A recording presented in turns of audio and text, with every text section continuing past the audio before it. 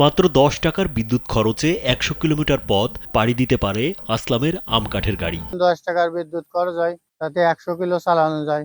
রাস্তায় দামি গাড়ি দেখে তাতে ওঠার শখ জাগত আসলাম হোসেনের, কিন্তু শখ থাকলেও ছিল না সামর্থ্য। ধনী লোকেরা প্রাইভেট কার চড়ে যায়, তাই আমার পক্ষে তো অত টাকা দিয়ে গাড়ি চালানো সম্ভব না, গরিব মানুষ। তাই ভাবলাম যে আমি একটু চেষ্টা করি। এরপর থেকে ভাবতে থাকেন কিভাবে বানানো যায় নিজের গাড়ি। কাজের শেষে বাড়িতে ফিরে নিজেই কাঠের গাড়ি বানানোর কাজ শুরু করেন তিনি। ওভার টাইমে রাত্রেবেলায় করি, তাতে আমার ১ বছর সময় লাগে। দীর্ঘ ১ বছরেরও বেশি সময়ের চেষ্টায় ৪ চাকার একটি আম কাঠের গাড়ি তৈরি করেন আসলাম হোসেন। এরই মধ্যে দৃষ্টিনন্দন এই গাড়িটি নিয়ে চলাচল শুরু করেছেন তিনি। RICL TMX, যুগের পর যুগ স্থাপনা থাকে মজবুত।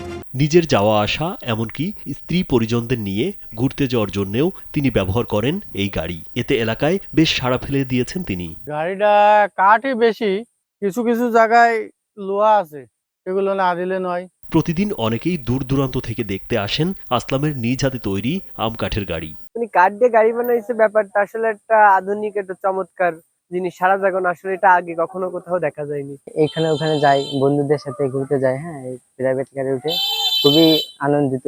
গাড়িটা পরিবেশ বান্ধব, ব্যাটারি চার্জে চলে, কোনো ফিউল নাই, পরিবেশ দূষিত হয় না, সেক্ষেত্রে গাড়িটা অনেক ভালোই। আসলাম হোসেনের বানানো এই গাড়িটি অনেকটা মাইক্রোবাসের আদলে। গাড়িটির মূল বডি কাঠের তৈরি, চালক সহ গাড়িতে বসার জন্য রয়েছে ৪টি সিট। গাড়ি যখন চালায় যায় খুব ভালো লাগে। পরিবেশ বান্ধব ও জ্বালানি সাশ্রয়ী এ গাড়িটি বানাতে খরচ হয়েছে ১ লাখ টাকার মতো। গাড়িতে মাত্র ১ টাকার চার্জ দিলে চালানো যায় ১০ কিলোমিটার। আমার এই গাড়িটা চার্জ করতে মনে করেন ১০ টাকার বিদ্যুৎ খরচ হয়, তাতে ১০০ কিলো চালানো যায়। ব্যতিক্রমী এই গাড়ি নিয়ে কোনো কাজে বের হলে তা নজর কাটছে পথচারীদের।